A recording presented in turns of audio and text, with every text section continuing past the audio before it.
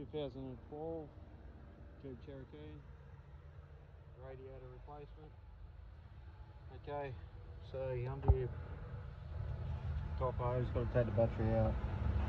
Yeah, on the fan, there's a water clip, it's got to come out. It's got a fan, it's got a shroud, comes out. There's two little screws underneath this reservoir, goes on top of the radiator shield, comes back. So you leave the fan in, the shield will come off, and you can get everything apart.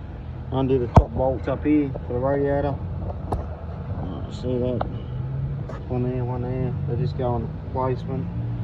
Same as this side, like the condenser.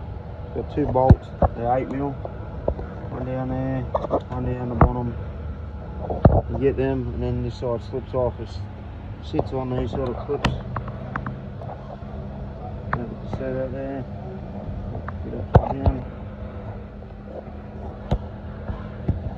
Yep, sits on there, and same with the bottom one. And it just pulls forward so you can get them.